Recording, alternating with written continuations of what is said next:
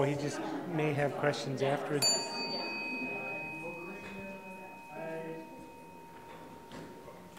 And with that, I'll call the Committee of the Whole for Tuesday, January 16th to order. Looking to the agenda, are there any additions, changes? In that case, I'll move the minutes the agenda be approved as presented. Those in favor? Opposed? Motion's carried unanimously.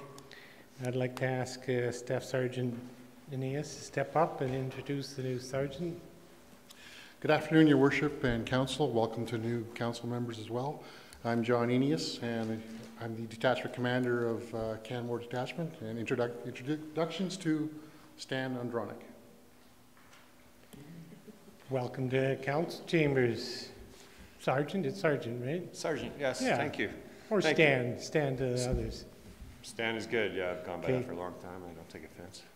I've been called worse. I want to say thank you for everyone. I've been in Canmore since just before Christmas, and I've really received a nice welcome. I worked in Banff for 4 years before coming to Canmore, so I am familiar with the area. I've been a member for about 21 years, all based in Alberta. And basically, I'm really happy to be here, and I'm really excited to be working with everyone and to take part in the initiatives of the detachment. And I've talked to staff quite a bit about the direction we're going to go, and I agree with the direction we're going, and I'm quite excited to work with everyone here. So thank you for. Thank you very much. I will note a couple of things. Other than, of course, welcome to the town of Canmore. Look forward to having you working with us and on the team. You'll have big shoes to fill. Sergeant Curry was awesome in that role, and as I was telling you outside just before we came into the chambers, we always like it at the town when a different municipality trains up a staff, and then we get them and take advantage of that fully trained operational status. So the town of Banff got you to the point where the town of Canmore will be happy to have you working on our behalf. Excellent. Thank you. I appreciate that. Thank you. Looking now then, thanks, you bet. Looking to the minutes of the Committee of the Whole for December the 12th. Are there any errors or omissions? Councillor Sanford. Thank you, Worship. Just under 37, 2017.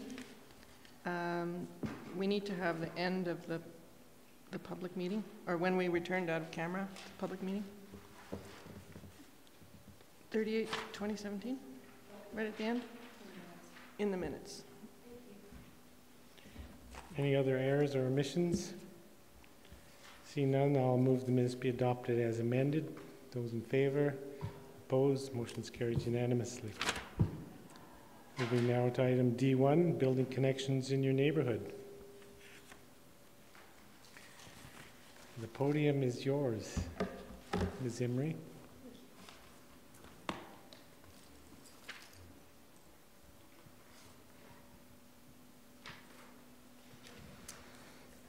Good afternoon, Mayor Borman and members of council. I'm here today to talk to you about neighborhood connections in our community and a new program called Do Good in Your Hood.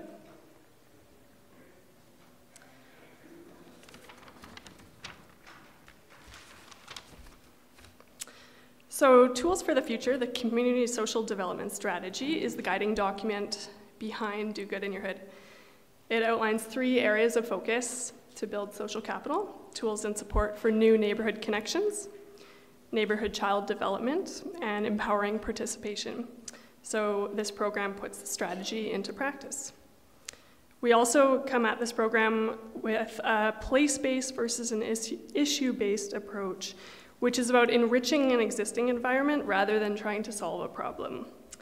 This perspective is valuable not only because it promotes a positive approach of look at the abundance we have to work with rather than look at what needs fixing, but it promotes a shared ownership over where we live.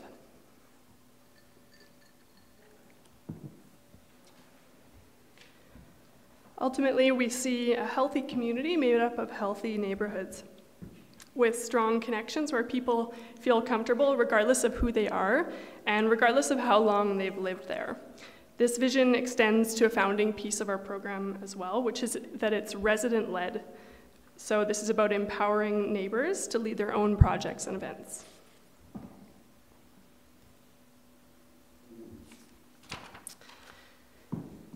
The purpose is to connect neighbors and build capacity in Canmore neighborhoods. So we want to initiate conversations between people.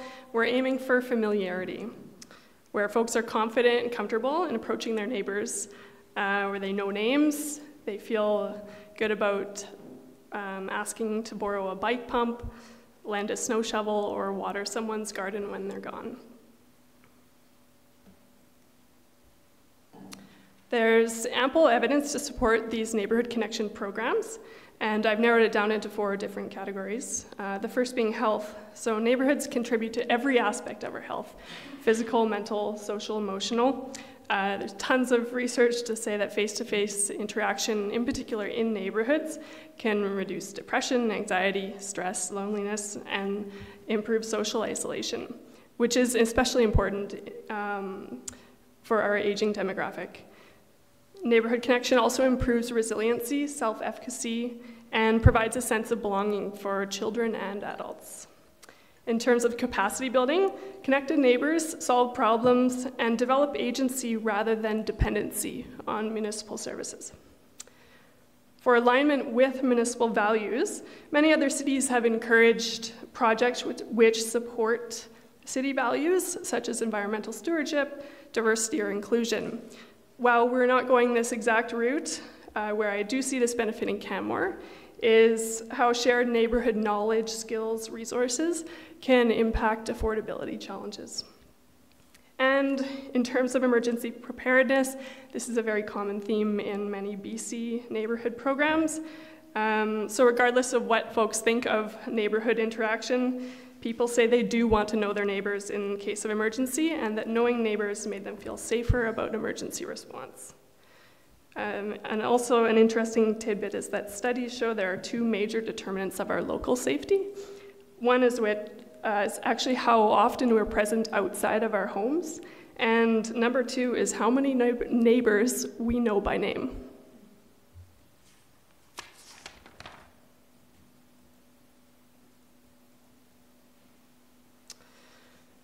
So the goal is simple. We want to connect people so they know each other and can be available to share knowledge, skills, resources. We're not reinventing the wheel. If anything, we're modeling this program off the way neighborhoods and small towns used to function, and some do still function.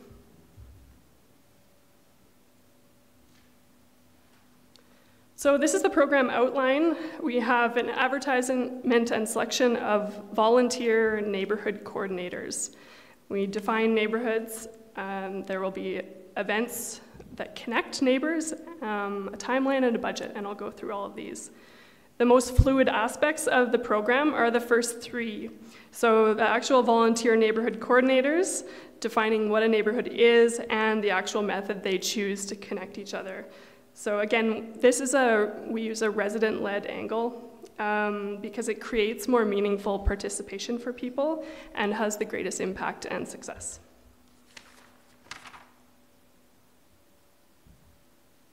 So what is a neighborhood coordinator or connector? They're a volunteer who positively and actively connects their neighborhood through face-to-face conversations, organizing and supporting events, and maintaining a relationship and collaborating with the Do Good in Your Hood program administrator. So we will advertise for that neighborhood coordinator across Canmore. We're aiming for 6 volunteers, and each of them would be paid an honorarium.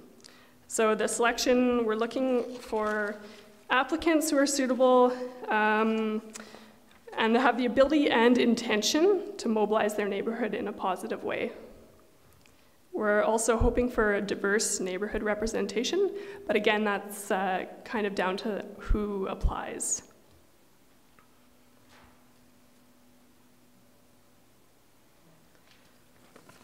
So when it comes to actually defining the neighborhood, there are a few different considerations. The type of housing, so whether it's a condo complex versus a street, for example, we would take into consideration.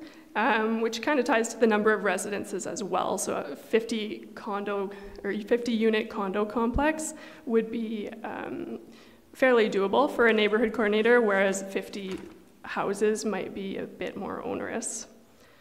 And this will be in discussion with each neighborhood coordinator. Also keeping in mind what is a logical area for a neighborhood, where that person could be known and familiar to other people on the street or in the area.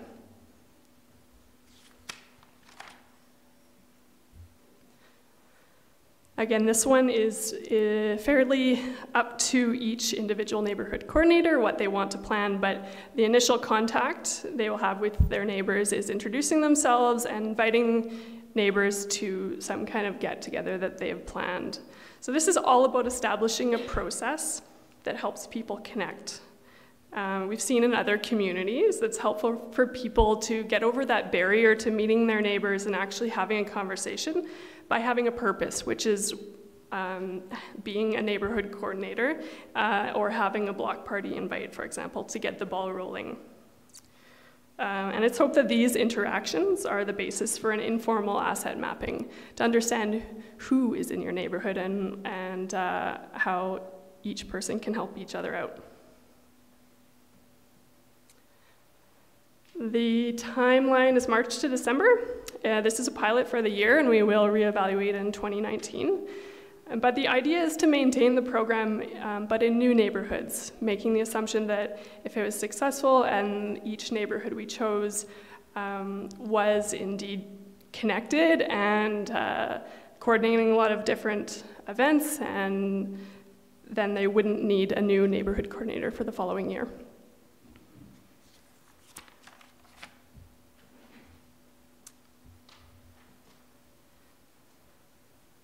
Still finalizing budget details, but funding will go towards honorariums in the ballpark of $150 to $200 per month per person, and the rest for supplies and materials. So these are as needed, small sums, less than $200.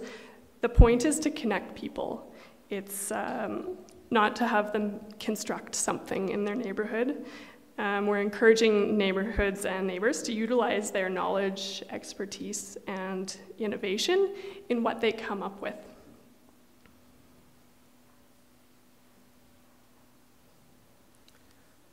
So we will have monthly meetings with all the neighborhood coordinators. There will be an idea book as a source of inspiration as to what worked in other similar neighborhoods in Canada or in the province. We have an excellent asset already in our block party trailer, which continues to be well used, and we're in the process of developing a website for more information for people. We're also exploring some online mapping, which Banff did in their running of this program last year, and that serves to help new people to a neighborhood connect with their neighborhood connector or find out a little bit more about different neighborhoods in Canmore.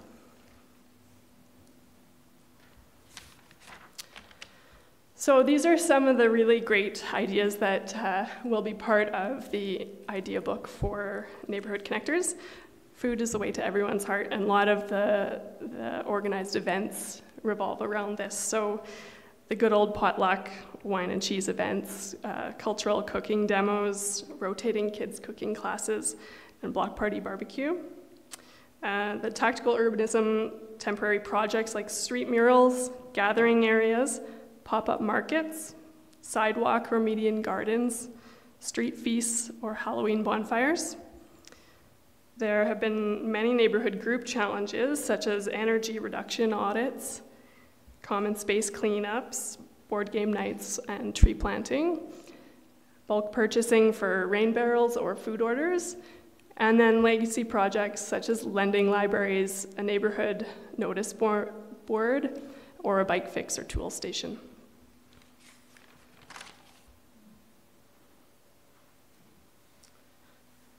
So the authors of The Abundant Community, who actually created the program Abundant Communities, which is in every neighborhood in Edmonton now, quoted, "A neighborhood can raise a child, provide security, sustain our health, secure our income, and care for our vulnerable people. So in summary, Do Good in Your Hood strives to be proactive and build and connect our community from the neighborhood up. Thank you. Thanks very much, Ms. Imrie, for your presentation. I'm sure there's a number of questions. I'm really keen to see how this all plays out. You know, when you started talking about it, it reminded me of conversations back in 2011 or so with the new council at that time, when there was discussion around wanting to create a good neighbor policy, and ultimately it was decided that policy was a little onerous for encouraging good neighborliness. So this, you know, as a program, it makes far more sense to me than trying to establish friendly neighborhoods through policy. There was a few things you mentioned that I had questions about, and one suggestion, I'll go to the report first. So on page 2 of the report, there's a number of bullet points at the top that neighborhood connect coordinators will be selected based on the following criteria, and there's a number of good criteria. I wondered if there'd been discussion when you were planning for this around another criteria being that the coordinators have been able to express some reasonably good familiarity with the town planning documents and reports. So how does the town actually do business? Is that something that might be added into the wish list for choosing the neighborhood, whatever it was called, coordinator? Coordinator. Yeah, we will be choosing neighborhood coordinators similar to the town hiring process. So it will involve HR, and we'll be looking for fit. Super. And I'm assuming that it'll be administration that selects the volunteers. Good. Councillor Comfort, you have a question while I'm thinking about my next one. Yes, thank you for your report. It's great. I have a question on the page 1 under background and history, the 3rd paragraph. You say, there's a sentence, as such, the established community may feel connected while newcomers may feel unwelcome. Newcomers are one thing, but had you thought about how to address second homeowners who are only here itinerantly? Our aim with the program is for neighbors to be connecting regardless of if they're residents or renters, homeowners, second homeowners. So yeah, we're just aiming to have people connect rather than pinning down where they're from, I suppose.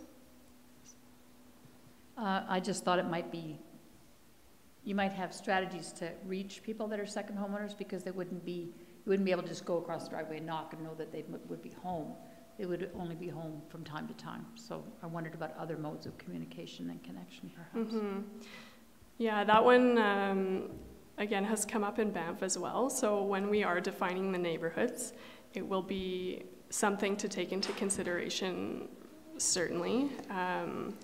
And in Banff, it seemed like their neighborhood coordinators were able to, they had to take a different approach to when some of the people weren't there, trying different hours of the day, that kind of thing. Ultimately, if they're rarely there, I guess you'll have to skip over them, but we will be thinking about that when we are defining the neighborhoods they're working in.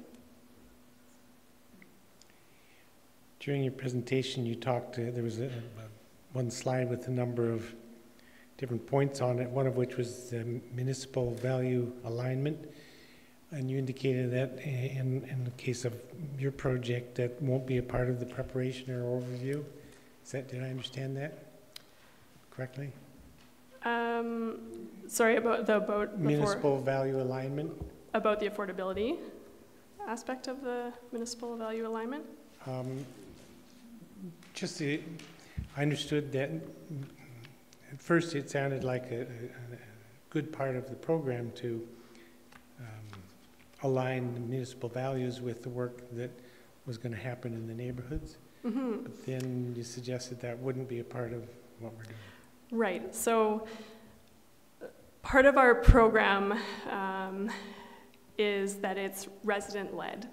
And so these programs the ideas are generated by the people that are going to be living them, are far more successful and have greater impact and greater participation.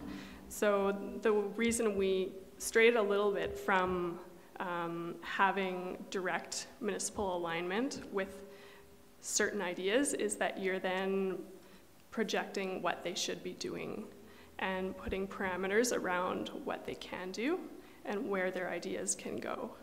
So while I have a whole bunch of resources as examples for these community or these neighborhoods,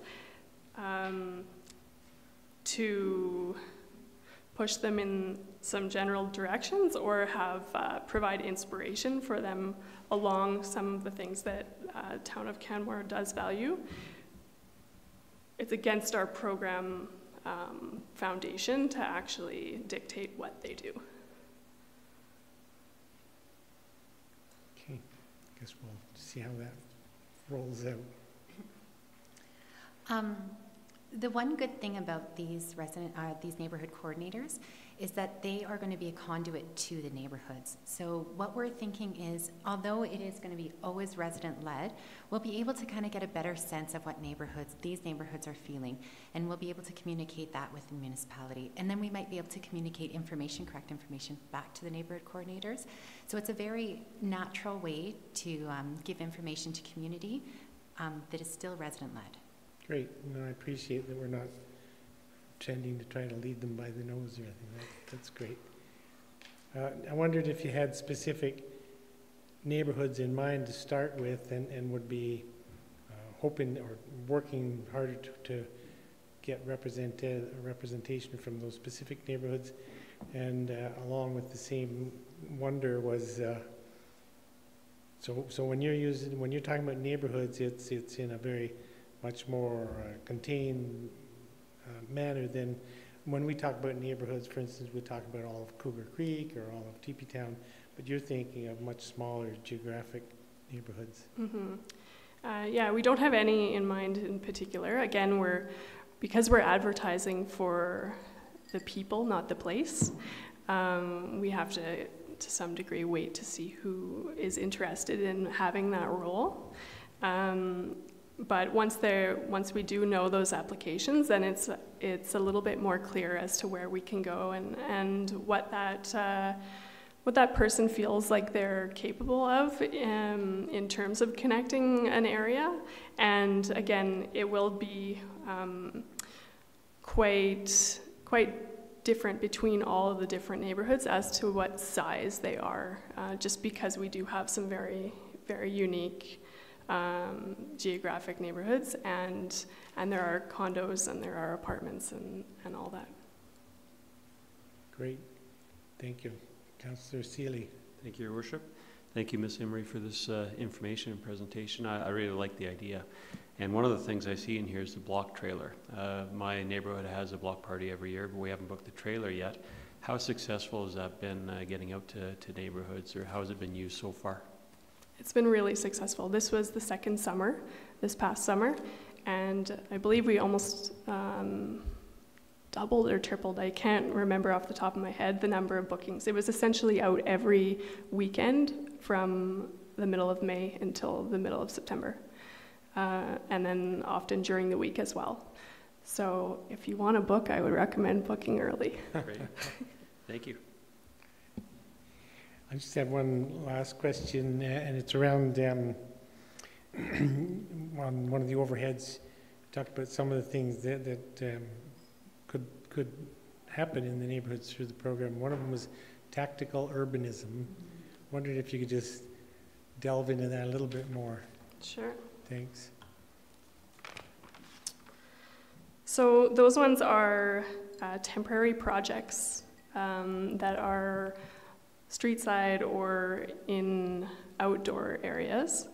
The ones that have been done that I mentioned before are street murals or community gardens or neighborhood gardens, small pop-up markets or street feasts, something that's just up for an afternoon or a day. Halloween bonfires was the other one. So these Pardon me, what was that last one? Halloween bonfires. Halloween bonfires, okay. Things that, aren't up for a permanent amount of time. I mean, I guess the gardens potentially could be, but that are pretty minimal and that everyone has access to. Great. Well, it sounds like fun. And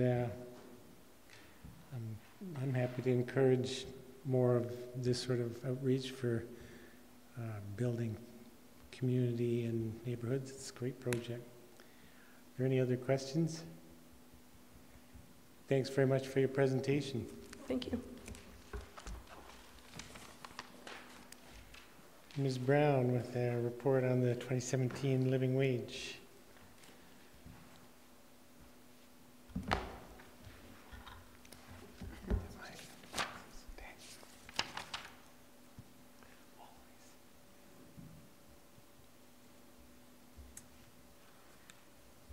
Good afternoon, Mayor, members of Council, and welcome new Council members. I'm here to share with you today the Town of Canmore's 2017 Living Wage Report. This is the second living wage report completed by the town. The first was in 2015. The report was prepared by M. Haynier Consulting Services.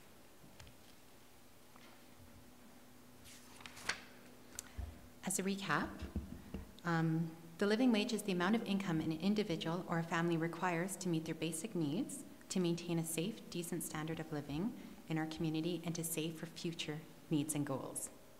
It's a conservative estimate based on a general Canadian lifestyle. It does not comment on availability of resources, on unique circumstances, or lifestyle choices. It's a piece of a larger community puzzle. When analyzed with other community statistics, it can highlight potential areas of strength or vulnerability, which can in turn guide our program development. To determine the 2017 living wage, M. Haynier Consulting Services examined general living expenses as they relate to food, clothing and footwear, shelter, transportation, childcare, other household costs, social inclusion, including parent education, healthcare, and a contingency fund. And this isn't an exhaustive list, but all living wage communities calculate these same expenses. The methodology is annual family expenses equal employment income plus income from government transfer minus taxes. So once the annual expenses are determined, the consultant then calculates the employment income needed to cover these expenses while factoring in both the taxes and benefits related to this income. The result is a living wage. In Canmore, the 2017 living wage for a couple with 2 children is $25.28, $19.50 for a lone parent with 1 child, and $17.16 for a single adult. And there were some significant changes between 2015 and 2017. Between 2015 and 17, the living wage for a 2-parent, 2-child family increased, and the living wage for a lone parent, 1-child family decreased, and a single adult decreased. The reason for this was a combination of community expenses, government benefits, and tax structures, all of which I'll talk about shortly. But first, I was going to look at the 2017 community expenses. So I'm sorry, this is kind of a tight chart, but this chart summarizes household expenses as they relate to Canmore's 2017 living wage. I know it's a bit hard to see, but what I really want to point out in this chart is to highlight the areas that really significantly impact the living wage, specifically shelter, childcare, and food. So starting with food, I will briefly go over each of these expense components and compare 2017 to 2015. So the first component on the chart was food, and the information for this expense comes from the Alberta Health Services report called the 2017 Alberta Nutritious Food Basket costs. So between 2015 and 17, there was a slight increase in food costs, and it's important to note on average, the cost of food in Canmore is about 5% more than the provincial average. This stat is a community-specific point-in-time count. In June, someone from Alberta Services looks at price points for specific food items in 3 grocery stores, 2 in Canmore and 1 in Banff. These items are charted as they relate to the Canada's Food Guide, and the measurement of the food cost is estimated based on household composition. Like most estimates, it's not perfect, but it's the most robust calculation that we have in Alberta. Across Alberta, this stat has been measured since 1996 and refined. The stat does not account for specialized diets, time of year, or food choices. And anecdotally, we've heard that groceries tend to be a bit more costly during peak tourist seasons, spring, summer, and Christmas break. And this wouldn't account for that as the point in time was in June. Anecdotally, that's right. I've seen it. So noting that food is a high expense for residents, the Community Social Development Team does a lot of work in this area. Through our Affordable Services Program, we make sure that participants are aware of food resources and that we have in the Bow Valley. We actively participate in the Bow Valley Food Alliance. We create programs such as Healthy Little Chefs to teach inexpensive and healthy recipes to youth. And on Fridays, families can pick up extra bread from the food recovery barn at Bow Valley Parent Link. The next component was clothing and footwear. And we can see that clothing and footwear increased for Canmore. And interesting with this data point is for the rest of Alberta, this decreased. They felt a deflation where we felt an inflation.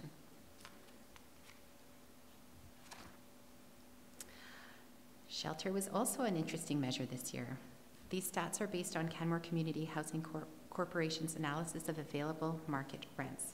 What is interesting here is the cost of a 2-bedroom and 3-bedroom rentals increased, where the cost of 1-bedroom rental decreased, meaning that the cost for adults with children increased and the cost for single adults decreased. The limitation of this stat is that we cannot account for availability and for vacancy rate.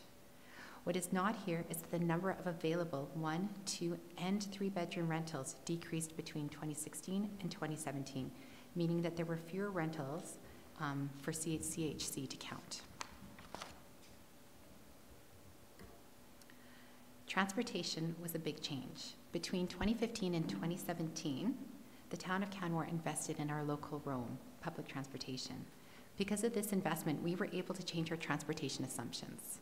In 2015, we had to assume that every resident relied primarily on a vehicle as their main mode of transportation. In 2017, we assumed that a 2-parent, 2-child household could partially rely on public transportation. We assumed that children were able to access our excellent school bus system. We assumed that in the summer, residents could access our great pathway network. In 2017, we calculated that a family would drive approximately 10,000 kilometers per year, where in 2015, it was 20,000 kilometers per year. As a side note, if you were to drive from downtown Canmore to Three Sisters and back 7 times per week, all year long, and also once per week drove to Spray Lakes Reservoir, that would be about 5,000 kilometers per year. We assumed the same driving costs for a lone parent family as we assumed for a 2-parent, 2-child family. And for a single adult, we assumed that they would rely primarily on public transit with a handful of taxi rides.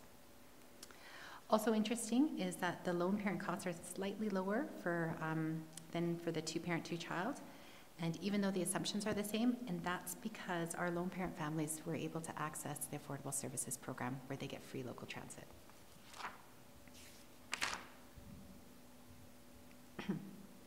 For the sake of time, I'm going to skip other household costs and talk about childcare costs. So childcare costs in Bow Valley has increased, and this trend is happening across the province. In Calgary, for example, the average cost of childcare for 1 child is over $12,500 per year.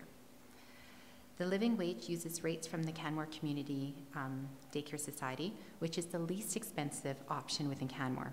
Again, the calculation does not account for availability, and Canmore Community Daycare Society does have a wait list. Although not a part of the living wage, families in Canmore can also access Puzzles Daycare in Banff. And this program is funded through a provincial pilot that gives nonprofit daycares a grant to offer flexible childcare at $25 a day.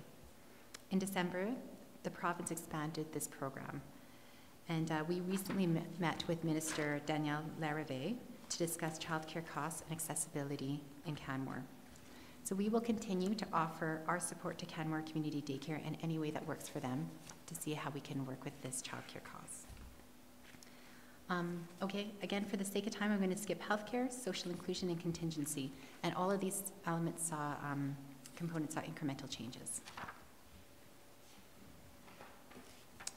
So remember, the living wage equation is annual family expenses equals employment income plus government transfers minus taxes. And if you remember linear algebra, this also means that employment income is our X. So employment income, or our living wage, is annual family expenses minus income from government transfers plus taxes. And this is further complicated because government transfers and government tax deduction depends on your employment income. So let's look at our income from government transfers first. So this is, again, a messy slide, but it basically I want to highlight that it's the total government benefits amounts. If a single adult made a living wage in Canmore, they would receive $677 in government transfers, the green bar. The light blue bar are the government transfers for a lone parent, one-child family, and they would receive $18,584 annually. And the dark bar shows the government transfers for two-parent, two-child family, a total of $2,309. So first I'm going to show you the taxes for 2017, and then I'll talk about the changes between 2015 and 2017. When we look at the taxes at each household, we see that the tax burden for single adults is $6,597. For lone parent, one-child families, it's $3,718. And for two-parent, two-child families, it's $21,945. So what's changed since 2015? What we see is that for single adults making a living wage in Canmore, government transfer for single adults remained the same, but the tax burden decreased. And this was because the expenses needed, or the income needed to cover the expenses, has decreased, and this is mainly due to Rome busing. For a lone parent, one-child household who earns a living wage in Canmore, their government transfers increased substantially, and their tax burden decreased. And the main reason for this is both federal and provincial new programs, new benefit programs, and also the Affordable Services Program also was part of this calculation. It was $732 annually. Due to the same changes to the federal and provincial benefit program, the government transfers for two-parent, two-family children or households decreased, and because the income needed to earn a living in Canmore was so high. And in addition, the two-parent, two-child household tax burden increased, and this is also based on income.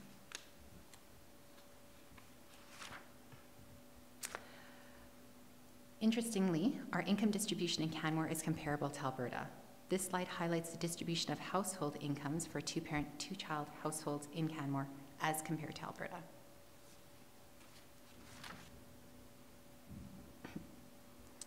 The 2017 Living Wage Report highlighted some vulnerabilities and opportunities.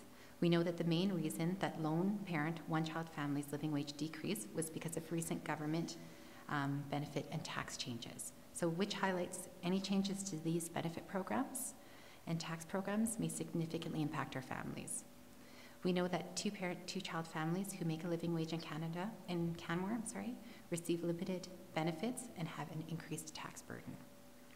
We know that the living wage decreased for single adults because of our investment in Rome. And we know that shelter, food, and childcare are still significant expenses within the Bow Valley that we need to attend to. We also know that our living wage in Canmore is the highest in Alberta, which means that we need to work with provincial and federal policymakers to help them understand our unique situation.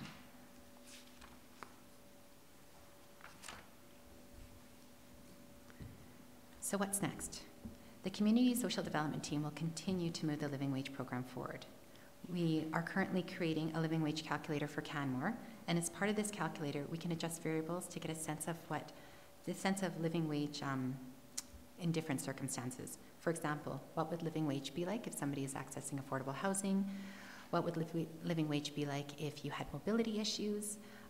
or what would happen if our provincial and federal benefit programs changed. We will continue to work with the Alberta Poverty Reduction Network to engage the province and highlight differences in living wage from across Alberta, as well as to discuss potential reasons for this difference. We will continue to work with the Alberta Rural Development Network and engage both federal and provincial government and highlight community-specific pressures and impact on shelter costs in rural Alberta. And lastly and boldly, we will continue to work with provincial municipalities to create a comprehensive Alberta living wage calculator that all provincial municipalities can have access to, so we can start discussing the provincial landscape with the province of Alberta for affordability. And that's the living wage in a nutshell. Any questions? Well, that was a pretty tight overview of a complex report. And thank you for that. It's interesting to see the change in 2 years, and certainly disappointing to see that the living wage for the couple and 2 children's gone up so much.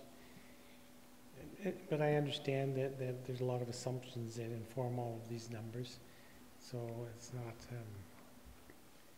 necessarily hard and fast. But I guess one of the things that's clear to me anyways, and I think everybody, is it continues to be the shelter cost that puts Canmore so much higher in living wage, at least to the comparator communities. And I appreciate that chart's in the report, and it's interesting to understand how the same calculations play out in other Alberta communities. I do have one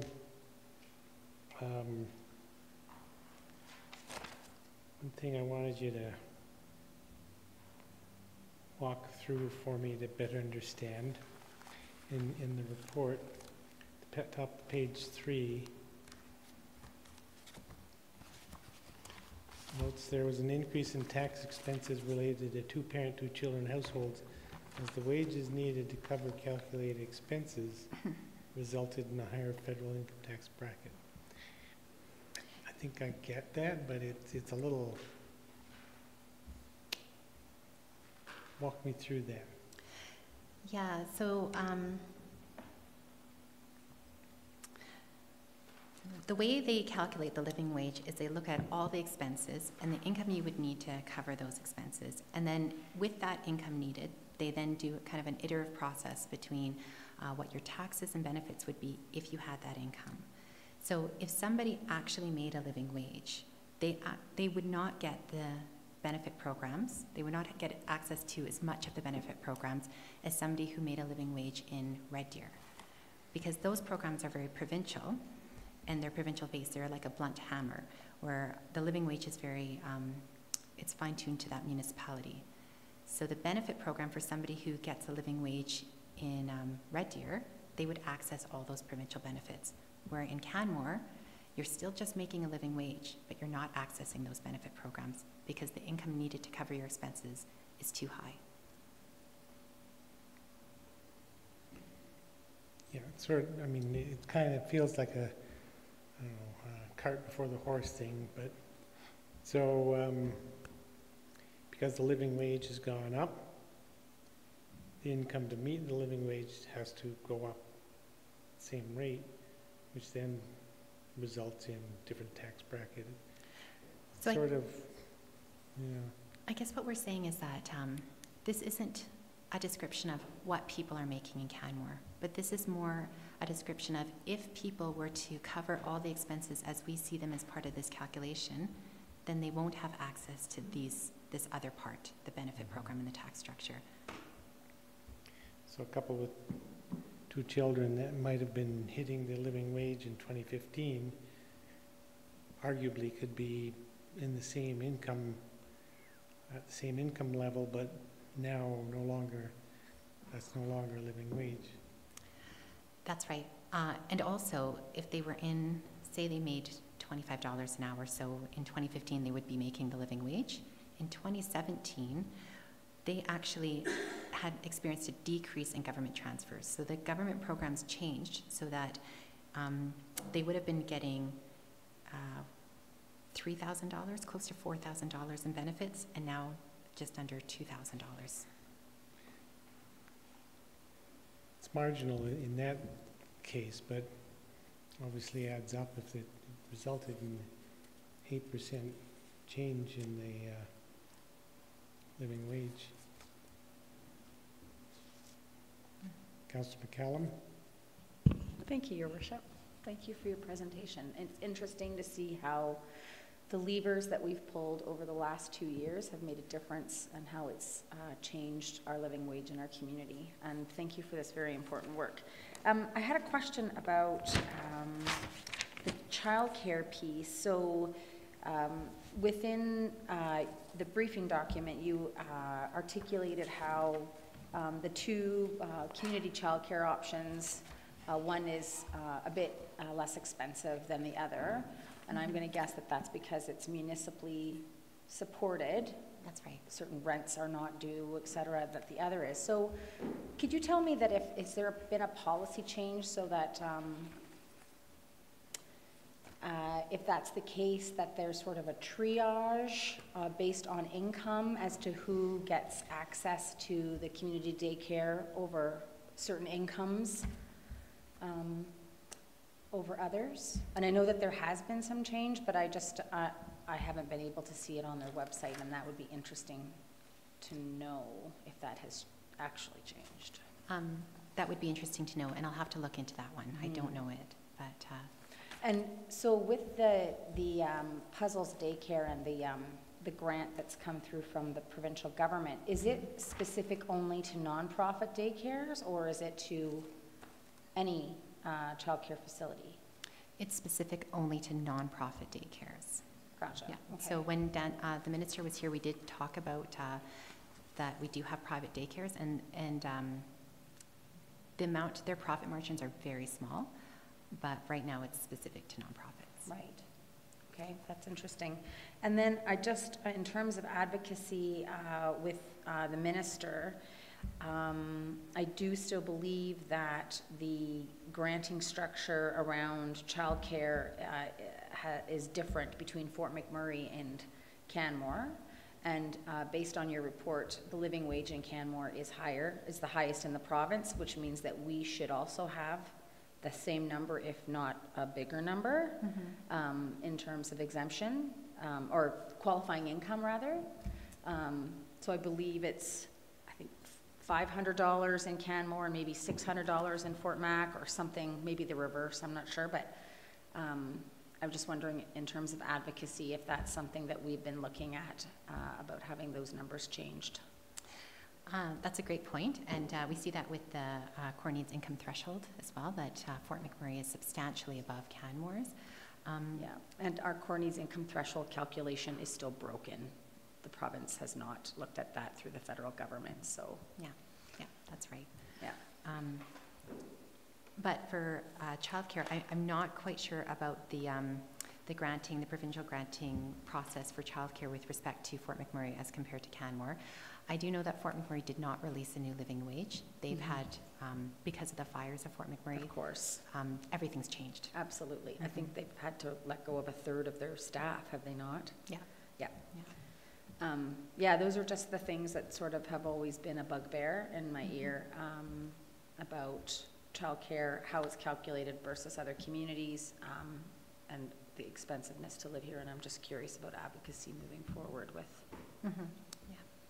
But great report. Thanks very much for doing this. Is this something that we can see coming forward every couple of years, or is it something that we'll be able to just like add water and stir with the calculator? So my dream would be add water and stir with a calculator, but we'll probably, I'm not sure how it will look like. We'll make sure we do a living wage report every couple of years. It would be great if we could have this comprehensive calculator to do that. Yeah, it's an eye-opener, I think. Yeah, for sure. Thank you very kindly. Absolutely. Councillor Sanford. Thank you, Your Worship. Thank you for your presentation, Ms. Brown. I understand that the living wage calculation doesn't include home ownership. Is that correct? So this is the cost of shelter, but not the cost of owning that shelter.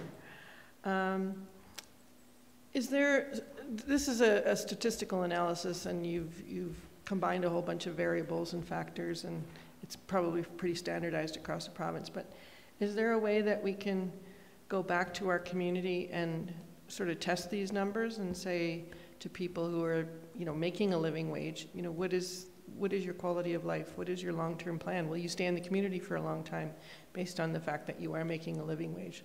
Is there some opportunity for that?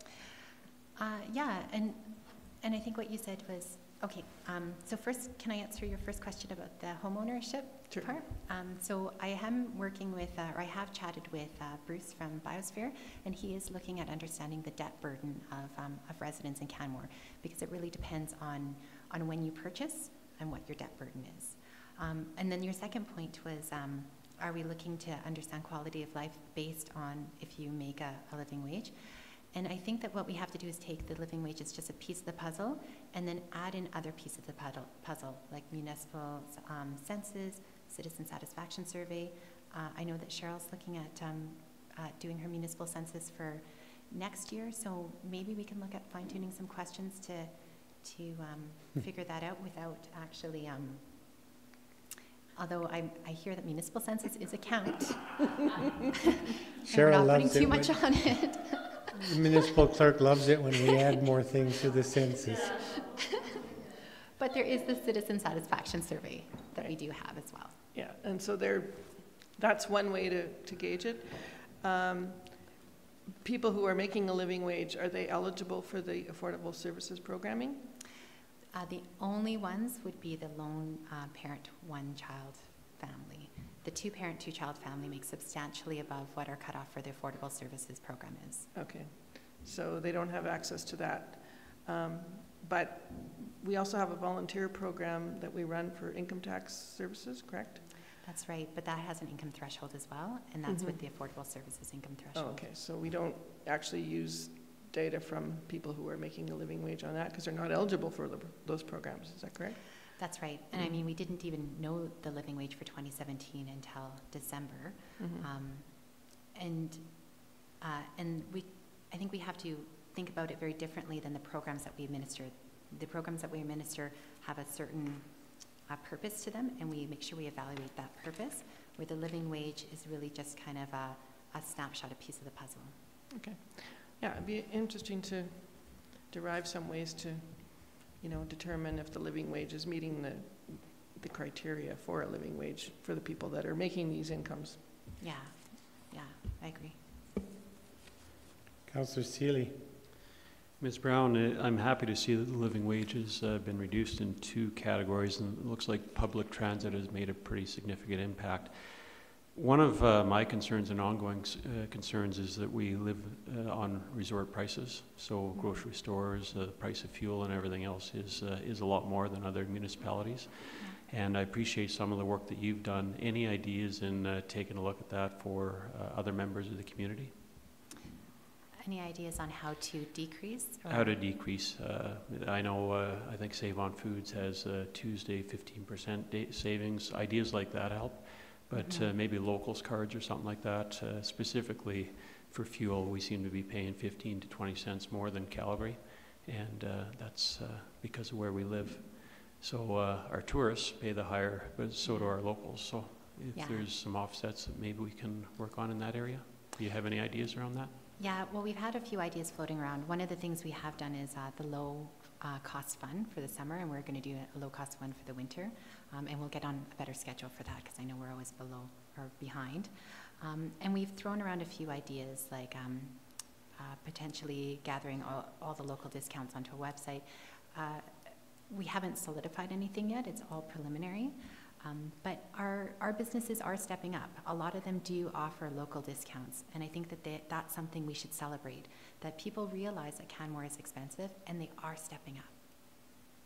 Okay, thank you. The last question I have in regards to this report is the comparative chart that you've inserted showing the living wage in other communities, which I've noted. I appreciate that. Is this all of the communities in Alberta on the left column that actually do that, or are there? No, there's more. So as part of the Alberta Poverty Reduction Network, we are putting together a chart where we talk about all the communities that are doing a living wage. We talk about their unemployment rate, we talk about their median household income, and we present this to the province on a regular basis. So this was just a snapshot. The one that was closest to us was Rimbey, so I did add Rimbey, and that's just outside of Red Deer. Okay, well, it's good work. Thanks for taking that on, and thank the consultant for us as well. Our reports make for good reading. Thank you. Thank you. Moving on now to item D3, the drug and alcohol policy. Ms. Rogers.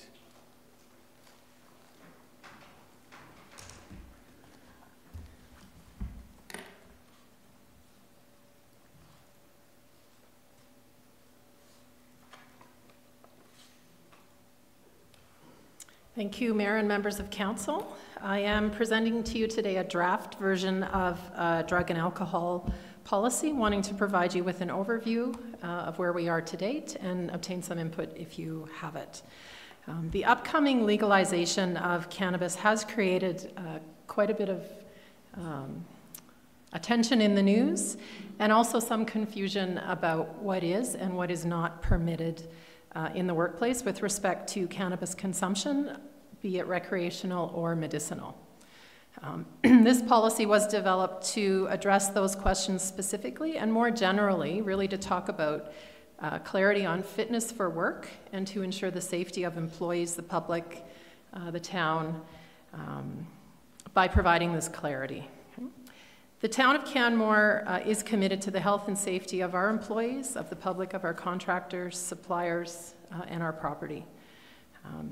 The use of illicit drugs and other mood-altering substances and the inappropriate use of alcohol and medications can adversely affect job performance, productivity, the work environment, and the general well-being of employees and the public. To this point, the town of Canmore has not had a drug and alcohol policy, as fitness for duty has been addressed through our health and safety program, and very effectively. It is expected that in July of 2018, recreational cannabis use will be legal. And this really just highlights the need to develop a clear drug and alcohol policy, providing clarity on expectations for employees about what is and what is not allowed. Fundamentally, the legalization of cannabis does not permit employees to come to work under the influence. That's no different than it is today. As is currently the case with alcohol, employers will still be able to prohibit employees from using and being impaired at work, even if they obtain cannabis legally. So no differences there. What we've outlined in the draft policy is the clarity around fitness for duty, some discussion around use and possession of drugs, alcohol, and medication, reporting component, so if there's an incident or suspected impairment, what an investigation would look like, under which circumstances testing would be conducted, and what the consequences of failing to follow the policy might be. So lots of statistics. In fact, last night I was just watching CBC National News. Again, a variety of different statistics. There's a multi-day presentation going on, I think a second presentation tonight, but it's a big issue. The stats that I had from the Weed blog are that there are 450,000 medical marijuana users expected by 2024, and 900,000 Canadians use marijuana at least once per month.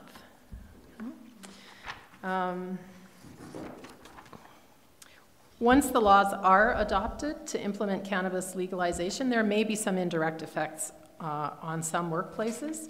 And really, we're trying to be proactive about that and put this policy in place, as I've said, to reaffirm our commitment to health and safety and fitness for duty, and really be ahead of the curve and be ready to react as new information becomes available. So from a scope perspective, this policy is proposed to cover employees, and employees includes contractors and volunteers and anyone doing business on behalf of the town. It does not include council. Council are not employed by the municipality. As you know, you are elected, and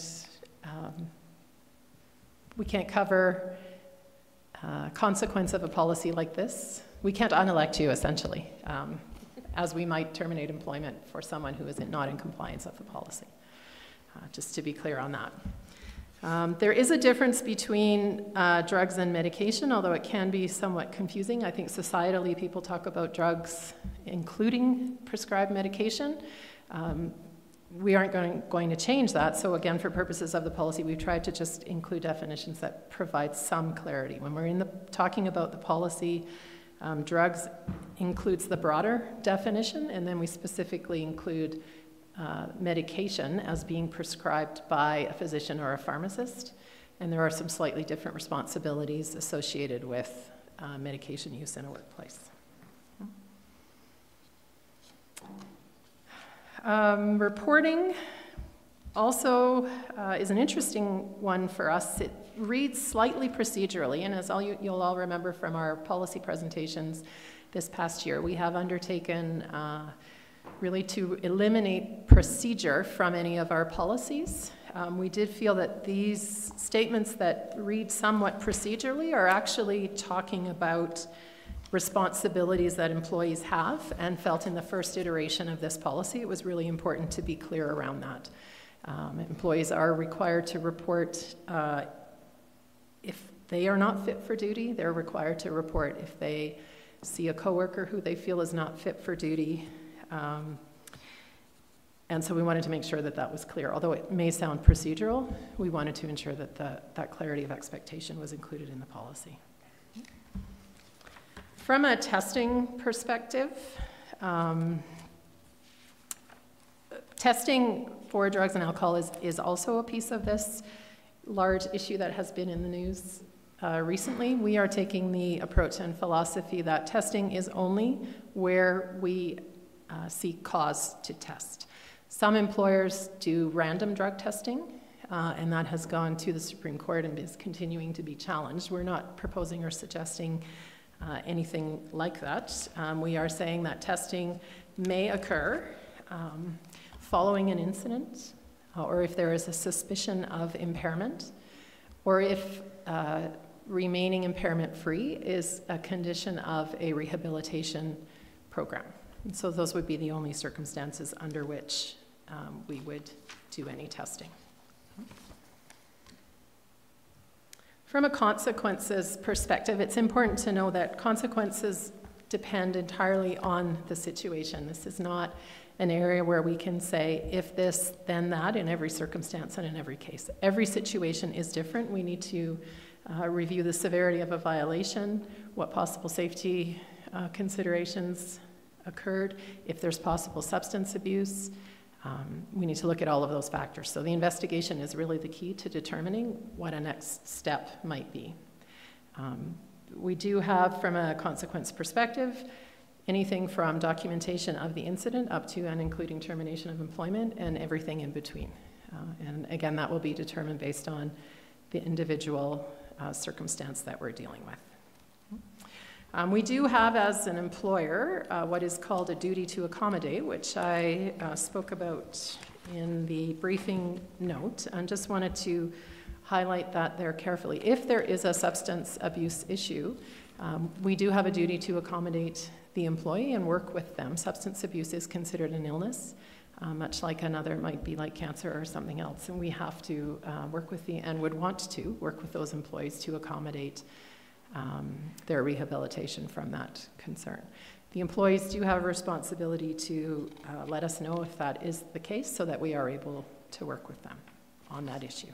Can I just jump in with a Yes. question on that specifically? So,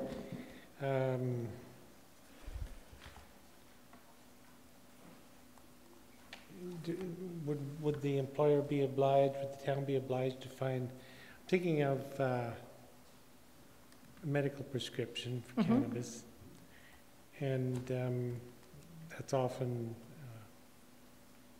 taken or used in the in the smoking form. I mean, it's smoked, right? Mm-hmm. So Could be oil, could be I know, I'm saying it can ingestible. be smoked. Yeah. No, I said no. Could be, yeah. So are we, as the town, then obliged to create to provide accommodation in the workplace to smoke if that's how they're using the medication? No, prescription for medical marijuana does not entitle an employee to smoke in the workplace. Our smoke-free laws apply to smoking cannabis in the same way they do to regular cigarettes, but what we would do is work with the employee and either their physician or their pharmacist to understand when they needed to take their medication and what the impact of that is, and an accommodation might be changing a shift start time to be able to accommodate the schedule of medication. Great, thanks. Sorry. Nope, good question. There are many unknowns in this discussion. Again, we are taking the broader umbrella of fitness for duty and safety in the workplace, and it just is highlighted by the large amount of discussion occurring based on the legalization of cannabis. For example, one of the unknowns is around impaired driving and understanding what impairment from marijuana looks like from a driving perspective. We'll need to continue to monitor what happens legally and how that will impact us. And so you may see me before you again with updates and changes to this policy as that legislation continues to evolve and continues to change. Briefly, from a stakeholder engagement perspective, stakeholder engagement is ongoing. This is an issue as I meet with many of my HR colleagues in other municipalities. We're really either revising drug and alcohol policies where they existed or creating them where where this topic has been covered by health and safety. And so it is certainly an ongoing issue there. We have begun initial discussion internally with some representatives of our Health and Safety Committee, some members of the management team, and we'll continue with that discussion. On Thursday, I'm attending the Health and Safety Committee more broadly to get some input and to speak with employees and check in and understand that what we've presented is clear and that they are able to understand the focus on the fitness for duty and where not we can make adjustments. And that's it. What questions do you have? I'll do my best to answer them. Okay. Having just learned that weed and, what else did I write down here? Dope, weed, and marijuana are out, I may not be able to answer your questions, so. You'd say that again? Dope, weed, and marijuana are apparently out, and cannabis is the correct terminology. The nom du jour, yeah. Of course, which is why. Yeah, I know. So you're also looking for input on the policy rather than just. If you have any, absolutely, we'd love to consider it. And I'm sure we'll all have something to raise, but. You know, you mentioned that council members are not employees and so are above this policy. I mean, I think I look at the policy from the vantage point or from the viewpoint that elected members of the community should hold themselves to the same or higher standards that we hold employees to. So when I'm reading the draft policy, I'm thinking about how it might apply to us as well. And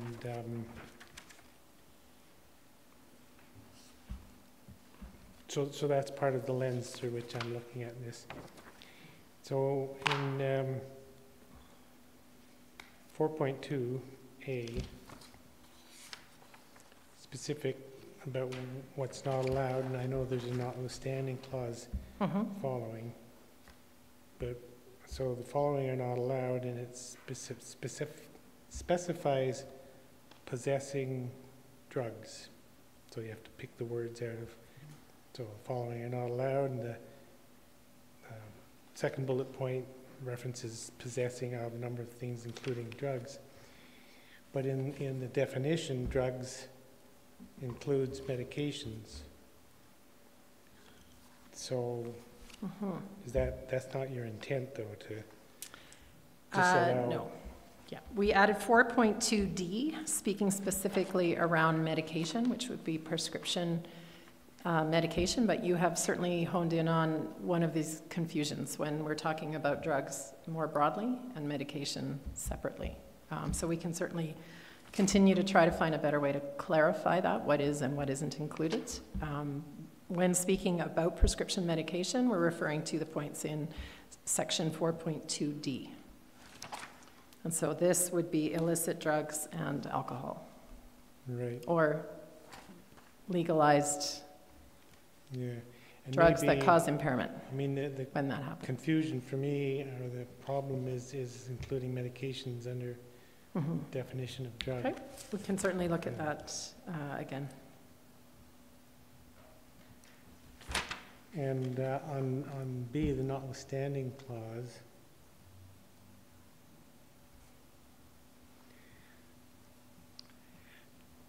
it details when it would be appropriate or okay to use alcohol, but it doesn't specify legal cannabis, so that's still going to be out. So alcohol in these specified times, it's okay to drink, but it's not okay to use legal cannabis. That's where we're at today. Okay. Now, in the somewhere, where does it state that it's okay in certain circumstances? I guess the same clause.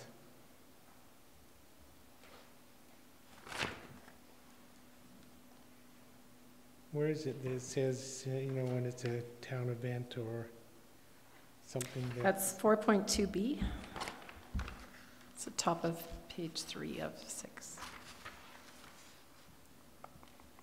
We say Okay, inappropriate so my work question is related. around, that's very specific, that employees may use alcohol when attending a town event where the service of alcohol is authorized. That's pretty much it.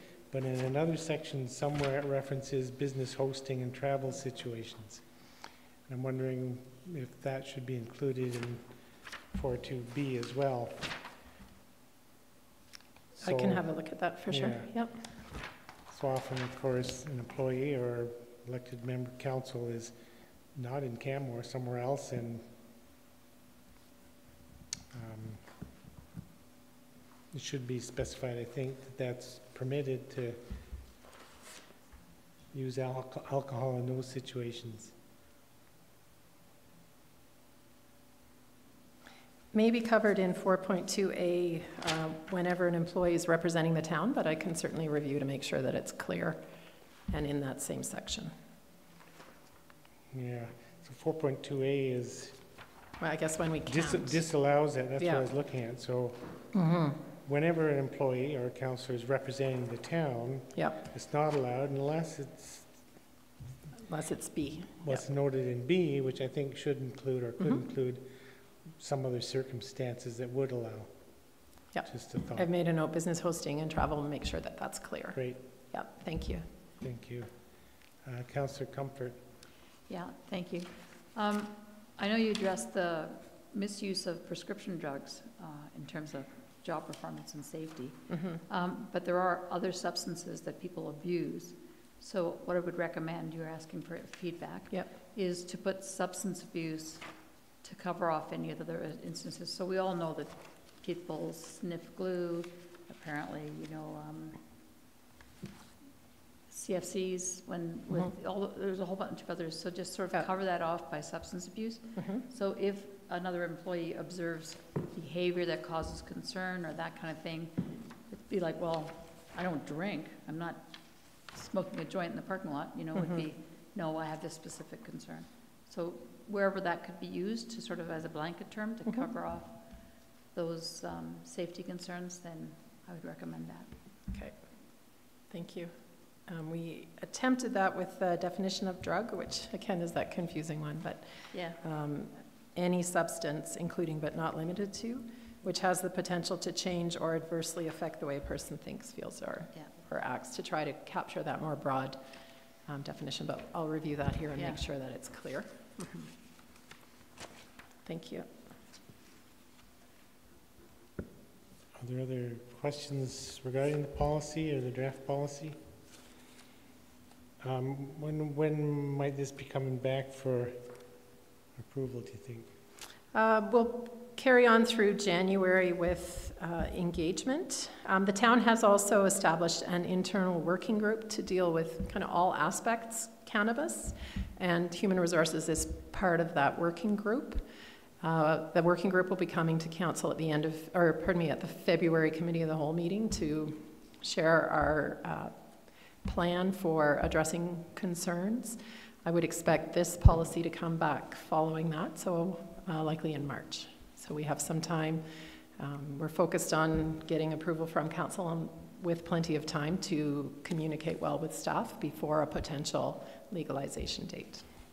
Great. So we're looking at March, So unless there's any other questions from members of council about the draft policy, thanks very much for your presentation. Thank you. Beyond then, item D4, Mr. Irwin. Good afternoon, Your Worship and members of council. I'm here today to introduce Mr. Calvin Scott from Avail LLP.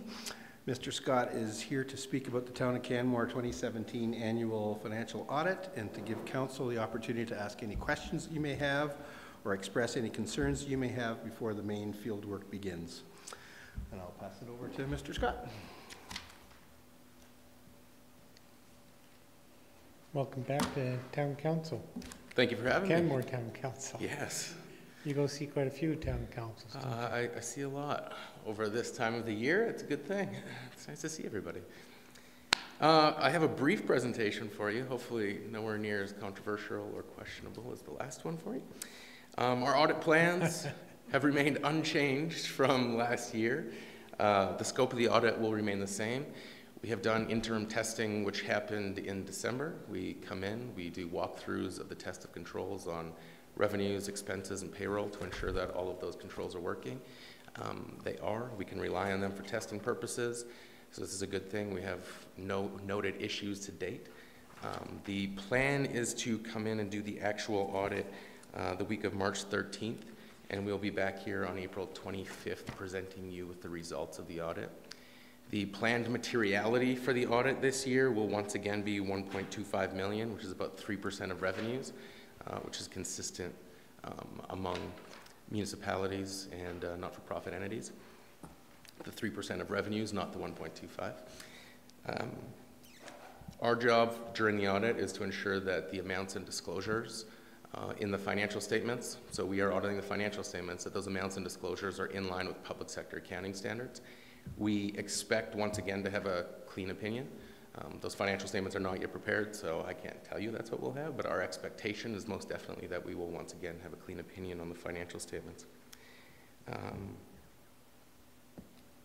That's pretty much it from our perspective. The main risks that we look at when doing your audit or a municipal audit in general, the higher risk areas are going to be larger dollar amounts or large complicated transactions. So generally in municipalities, the net assets reserve transactions, we would assess those as a higher risk because they're a little bit more complicated in making sure that the approval of funding has happened correctly through the minutes, that everything has been approved and recorded correctly, that the investment in capital assets has been recorded correctly as well. Another area that we look at is deferred revenue. So anything that's been received that is externally deferred and can only be used for certain purposes, we have to ensure that that's been recorded correctly to revenue or continue to stay in deferred revenue if it hasn't been spent for those purposes.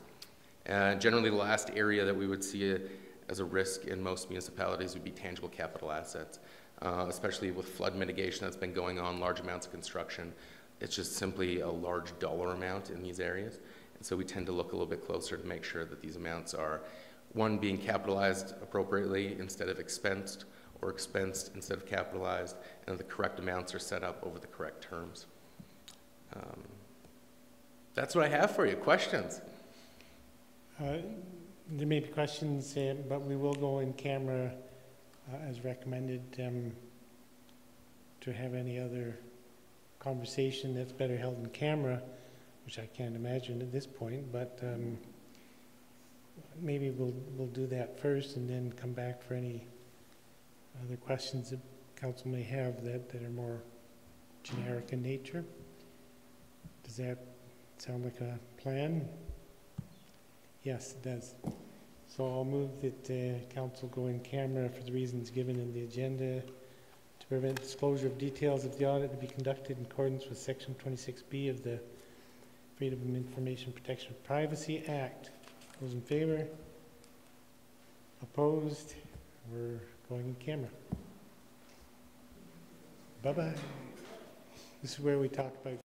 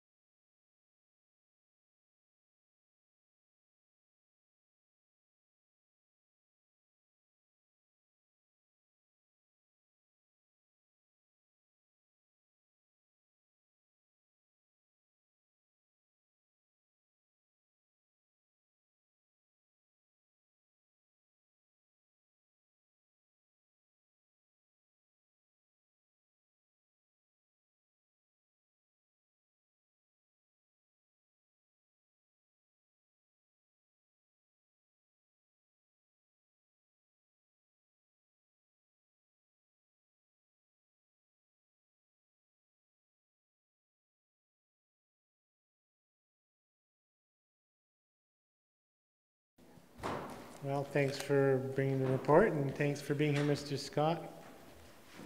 And we'll move on now to item E1. Council updates. I didn't provide a written update. I had very little to write about, but there's one or two things I'll just give a verbal update on. One of which is I met with the Cyan board, that's the Canmore Young Adult Network board, just before Christmas, and just to discuss ways to open or maintain a dialogue with the younger demographics through Cyan, and those are ongoing conversations. I think all of us on council appreciated the opportunity during the campaign to make a connection with the young adults through Cyan, so I'm finding ways to keep that going.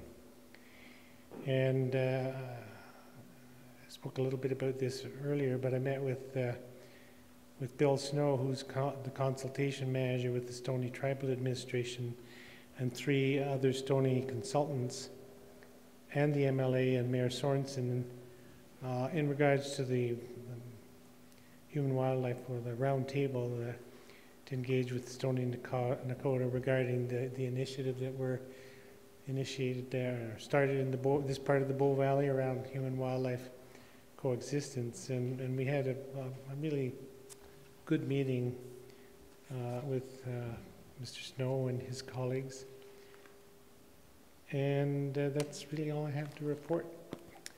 So in regards to the other written reports, I'll just open the mic to anybody that has a question relating to any of the other councillors' reports. I'll jump right in with a question for Councillor Seeley around your report on your TCK board meeting. And just trying to understand what this is saying. So an agreement of collecting a voluntary contribution from hotels again as a percentage. So literally the TCK have arranged something where all visitor accommodations will be voluntarily contributing to TCK? Yes, in my last council report. In my last council report, I suggested a membership model. They don't think they'll be able to generate enough money through that membership model, so they've gone back to a percentage. And previously they collected 3%. So instead of a membership fee, it's voluntary contribution. And is the percentage specific, or is that? I think they're looking at 2% right now. Okay, thanks.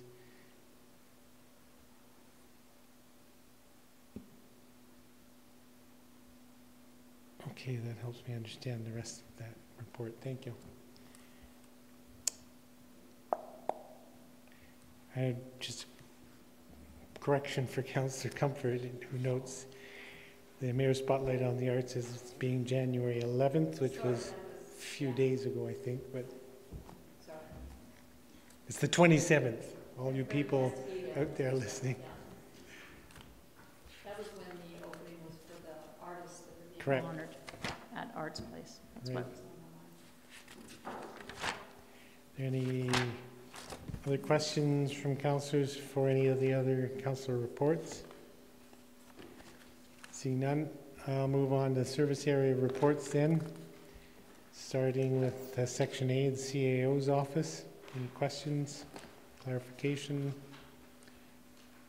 Section B, municipal services. I have a question in regards 1D under community social development. So FCSS is working on drafting a coordinated response to elder abuse within the Bow Valley. Are you able to speak to that? I mean, a little more detail, or? I don't know anything about it except that it's coordinated with a variety of service providers, but I don't know if there are particular issues that are being responded to, or if this is just preventative. I can ask. Okay, thank you. Councillor McCallum? Thank you, Your Worship. I think I brought this up in agenda review last week, but I just wanted to remind, I'd love to get a description of what our coordinated community response is to homelessness during -25 during the course of Christmas. And I think that you had promised that you would get Lisa Brown in here next month to chat with us about that. Yeah, so there was something in the December CAL on that, in the service area report for community social development. So a written update was provided in December, and then I did talk to Lisa Brown, and she will be coming. I don't know that it'll be the next month. It might be in the spring after we have a full season of it, and she can report on it, but I did flag it with her, and so it will be coming. So you can refer back to the December CAL for the written, and then a verbal will come in the next couple months. Okay, so I have to go back and look at the December, but does it actually give community members tools and who to contact if they're running across? I think I explained to you a situation that we had in our household with somebody calling our house at 3 in the morning during Christmas. Yeah, it's not really community members. Again, it's service providers. So what they're doing is providing a chart and a process so that, for example, if there's somebody at Elevation Place at 10 o'clock at night, or if the RCMP come across someone, or so it's not for the community as a whole, I mean, but for me as a community member, who do I call? Yeah, you don't call anyone. Oh. You need to, it's the service providers who call, right? So generally community members don't come across people. It is RCMP, service providers. So the process is for them. And Lisa, there's info, again, I can resend it to council in the December CAL, and then a report from Lisa. She'll give a presentation in the spring. But wouldn't it be too late? Like, so as a community member, we received a phone call at 3 o'clock in the morning, somebody that had no place to stay and had called my husband's number off of a construction work board. Mm-hmm. So who should he should call the police. At 3 in the morning, you call the police. All right. Yeah. Okay, thank you. And the police then will know what to do to get that person housing. Yeah. Yeah.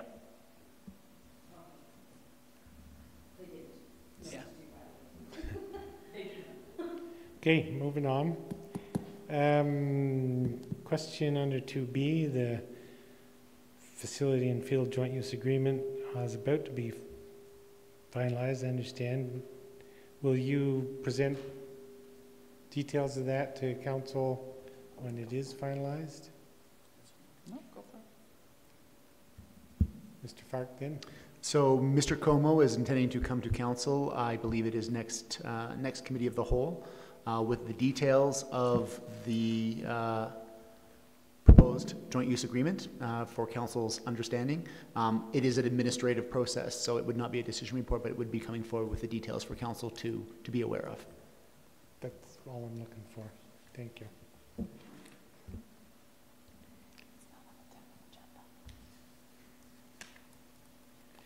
Question sparked by the report under protective services. Specifically, the reference to the security gates at Cairns Landing, which was noted it slowed the response from the fire service somewhat. I mean, not a lot, I gather, but got me to wondering again about the gates. And initially, the gates were installed but weren't permitted to be used. I mean, that was the agreement of council a long time ago. Do you know if there was a change or they just started using them, or the history on that? I'm not very familiar with it. So my understanding is that the previous general manager of municipal infrastructure had come to an agreement with the developer at the time, and that a permission to use the gates was granted. It came with requirements to provide the fire department with access, which they had access. It may have slowed them down marginally, but that was the agreement that was reached.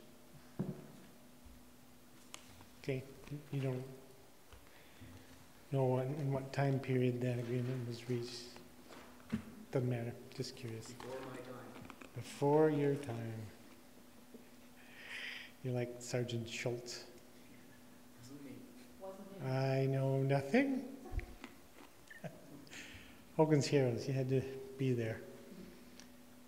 Any other questions from other councillors under municipal services? Councillor, where am I next speaker? Councillor Sanford. Okay, my question is, just in the overview of what the General Manager of Municipal Infrastructure reported under 2A, the town continued to work with CCHC and Mountain Haven Co-op. It's right at the top of the summary section, but I'm wondering if there's a typo in there, if that's the word that we're looking for. To find a resolution to the finalized difficulties at the co-op? Yes, that's meant to be financial. Okay, so it's a different word that was meant to be in there. Okay, because I thought it was financial, but I wasn't sure. So spell check did something to it. But, so that's what you're referring to, not a finalization of something, it's the financial. That's correct. Okay, thank you. Councillor Comfort? Okay, we're then on section C, then municipal infrastructure.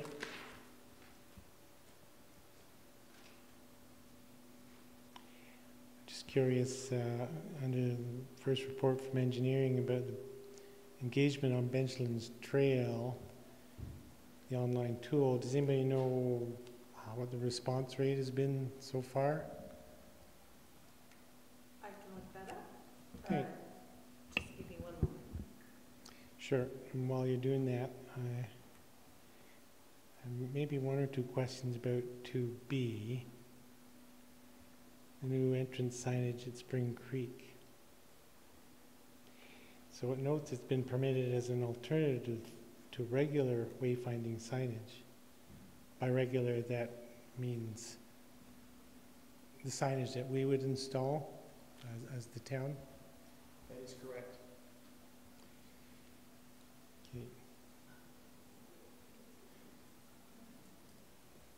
Okay.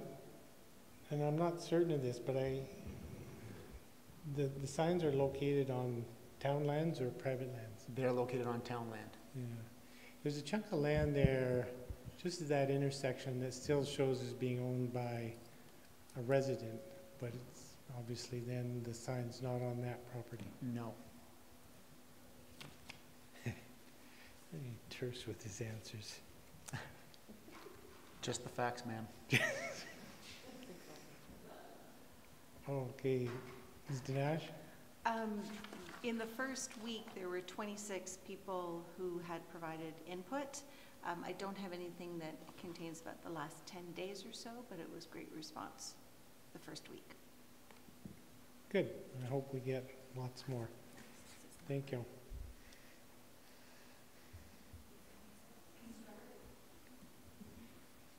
Pardon me? Nothing? Nothing. And I have one last question for under municipal infrastructure in the report from Public Works on solid waste. The last bullet point there about the China's national sword policy. So I thought I had understood just recently that the town of Canmore's recycled paper went to a facility in Washington State. So then does it go on from there to China, or how does this relate to us if our paper product, our recycled paper goes to Washington? So some of it does go to Washington. The Chinese government, or the Chinese market, is the largest market in the world for recyclables. And so with the change in their policy, it affects all markets regardless of where your market or your product is shipped, because it is expected to create a glut in the market essentially. Right? So the impact may be that the facility in Washington State won't be able to take our... Right. Or that the price for the commodity will go down, no longer make it financially viable or attractive. Anytime a major player changes the market conditions, it can have impacts regardless of whether or not you're dealing with that particular player. Great, that helps me understand the relevance of that point. Sort of as a side question, any idea why it's called the National Sword Policy? You would have to ask the Chinese about that. Okay, well, I'll be close there next month. I'll yes. See if I can find someone to ask the question of. Are there any other questions from members of council on any of the service area reports? Councillor Comfort. Just on the electricity procurement, I note that we got some pretty favorable pricing there, and I just was wondering if we know why. So there are a number of market conditions that are currently contributing to that.